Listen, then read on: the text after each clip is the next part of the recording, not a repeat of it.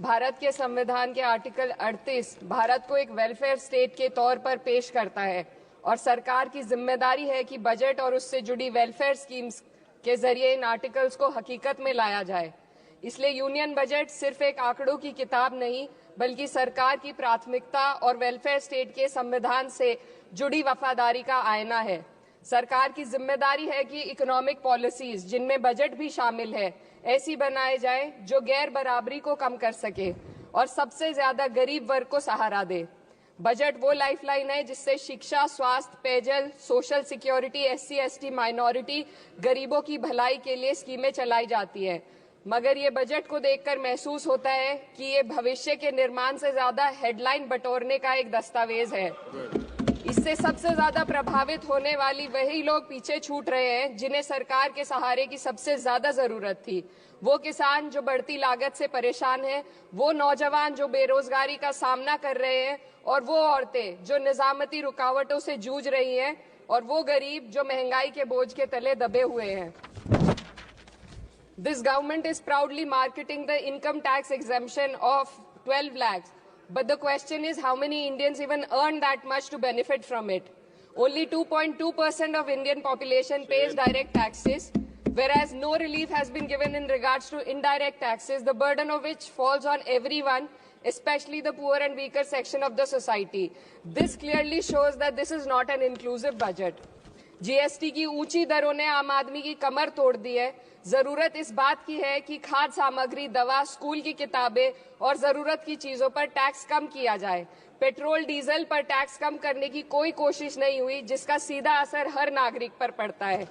Article 41 कहता है कि सरकार को ये कोशिश करनी चाहिए कि वो अपनी इकोनॉमिक हालात और रिसोर्सेज के हिसाब से लोगों को रोजगार दे। इस बजट ने बेरोजगारी दूर करने की दिशा में कोई ठोस उपाय नहीं दिया है। नई नौकरियों की बात तो छोड़िए, जो पहले से थी वो भी खत्म होती जा रही हैं। स्किल डेवलपमेंट प्रोग्राम के नाम पर करोड़ों खर्च किए जा रहे हैं, मगर सवाल ये है कि ट्रेनिंग लेने के बाद कितने नौजवानों को असल में नौकरी मिल रही है। सरकार के पास इसका भी कोई आंकड़ा नहीं है। सरकारी विभागों में लाखों पद खाली हैं, मगर भर्ती का कोई प्लान नहीं है।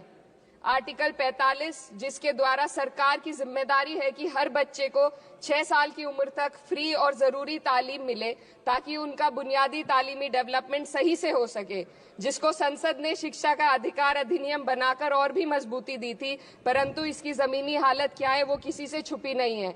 नगरीय क्षेत्रों में सरकारी स्कूलों में शिक्षक न होने की वजह से स्कूल बंद हो रहे हैं तथा दूरस्थ ग्रामीण क्षेत्र के स्कूलों में टीचर ही नहीं पहुंच पा रहे हैं। सरकार कह रही है कि डिजिटल इंडिया और AI से तालीम का इंतजाम होगा, मगर जरा जमीन पर देखिए, उत्तर प्रदेश में सिर्फ 22% सरकारी स्कूलों में कंप्यूटर है। मेरे संसदीय क्षेत्र कैराना में कई सरकारी स्कूल शिक्षक न होने की वजह से बंद हैं और मदरसा एजुकेशन के बजट में 57% की कटौती कर दी गई है। क्या यही सबका साथ सबका विकास है? इसी तर्ज पर अस्पताल हैं जहां पर डॉक्टर नहीं है। आर्टिकल 47 अच्छी सेहत और जिंदगी के स्टैंडर्ड को बेहतर बनाने की आवश्यकता पर जोर देता है। राज्य की जिम्मेदारी है कि लोगों की सेहत और उनके वेलबींग को बेहतर करने के लिए जरूरी कदम उठाए, लेकिन हकीकत यह है कि इस बजट का सिर्फ 2% ही आम जनता तक पहुंच पाता है। शामली जिले में 84 डॉक्टर की पोस्ट स्वीकृत है, मगर सिर्फ 29 डॉक्टर काम कर रहे हैं और गायनोकोलॉजिस्ट मात्र 1 है। दवाइयों की कीमतें बढ़ती जा रही हैं, मगर गरीबों के लिए कोई राहत नहीं है। सरकार ने महिलाओं के लिए बजट बढ़ाने का दावा किया, मगर 81% इसका बजट सिर्फ पोषण योजनाओं में डाला गया है।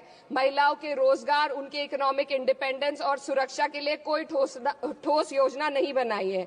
बेटी बचाओ बेटी पढ़ाओ का बजट घटा दिया गया, जिससे साफ है कि ये सिर्फ नारेबाजी थी और कुछ नहीं।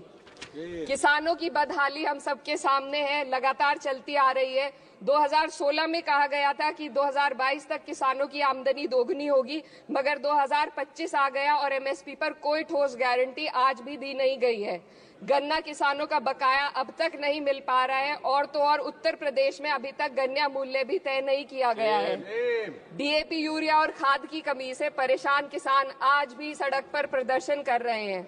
मजदूरों के लिए जो सबसे बड़ी योजना मनरेगा थी, सरकार कहती है कि मनरेगा ग्रामीण भारत की रीढ़ है, मगर बजट में कोई भी बढ़ोतरी नहीं मिलना बहुत शर्मसार है। औसतन 44 दिन का ही रोजगार मिल रहा है, जबकि स्कीम 100 दिन की गारंटी की होती है। भारतीय रेलवे देश के लोगों की जीवन रेखा है और इसी से यहाँ के लोगों की आर्थिक एवं सामाजिक जिंदगी चल रही है। देश के हर हिस्से को रेल कनेक्टिविटी से जोड़े जाना सरकार की कल्याणकारी नीति का हिस्सा है। मेरे संसदीय क्षेत्र कैराना के रेलवे से जुड़ी 2 मांगे लंबे समय से लंबित हैं। दिल्ली शामली सहारनपुर रेल लाइन का दोहरीकरण और पानीपत शामली मेरठ लाइन का सर्वे अति शीघ्र ही कराए जाने की बहुत पुरानी मांग को बजट में शामिल किया जाना चाहिए। देश भर में बिजली की दरें बेहद असमान है। उत्तर प्रदेश में ये दरें बहुत ज्यादा हैं। देश भर में एक समान बिजली दरें लागू करने का प्रावधान किया जाए। रिवैम्प योजना में हर घर तक बिजली पहुंचाने के लिए एलटी लाइन बनाने का प्रावधान भी जोड़ा जाए। कृषि उपकरणों व खाद डीएपी को जीएसटी से मुक्त किया जाए। किसानों की एमएसपी की मांग को पूरा करने के साथ साथ उत्तर प्रदेश के किसानों को गन्ना मूल्य निर्धारण पिछले वर्ष से बढ़ाकर किया जाना बेहद जरूरी है। जनपद शामली व मुजफ्फरनगर को एनसीआर में तो शामिल किया गया है, परंतु वहां पर कोई विकास नहीं हुआ तथा उसको कोई भी लाभ नहीं मिला है। वहां के लोग सिर्फ प्रदूषण के बाध्यकारी नियमों से परेशान हैं, इसलिए दोनों जनपदों को एनसीआर की सीमा से बाहर किया जाना चाहिए।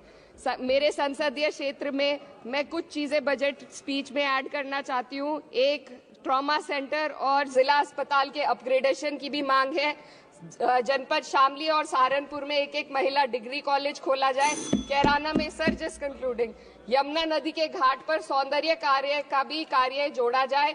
जनपद शामली में टेक्सटाइल पार्क की स्थापना की जाए और जो संसद निधि है सांसदों को केवल 5 करोड़ रुपए दिए जाते हैं और एमएलए उत्तर प्रदेश के एमएलए को भी 5 करोड़ दिए जाते हैं। हमारी मांग है या तो इसे बढ़ाकर 25 करोड़ किया जाए या फिर सिरे से खारिज किया जाए। The union budget was an opportunity to address the pressing. Sir, just 1 minute. Please, 2 more speakers are in your party. Sir, just pressing concern of India's citizen, rising unemployment, soaring inflation, crumbling public services, and deepening rural distress. Yet, instead of offering real solution, the government has focused on optics and half measures. While tax relief for the middle class is welcome, it does nothing for the millions who earn too little to benefit from it.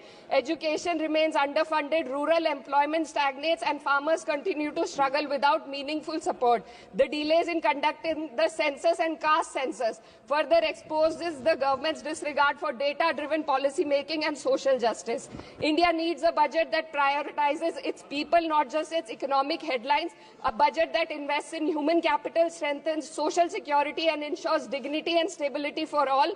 But what we have instead is another missed opportunity, one that fails the poor, the youth, the farmers, and the women of this country. Budget प्रस्ताव पर अपने विरोध को मैं 2 पंक्तियों में आपके सामने रखना चाहूंगी। बेदम हुए बीमार दवा क्यों नहीं देते? बेदम हुए बीमार दवा क्यों नहीं देते? तुम अच्छे मसीहा हो, शिफा क्यों नहीं देते? मिट जाएगी मखलूक तो इंसाफ करोगे, मुनसिफ हो तो हश्र उठा क्यों नहीं देते?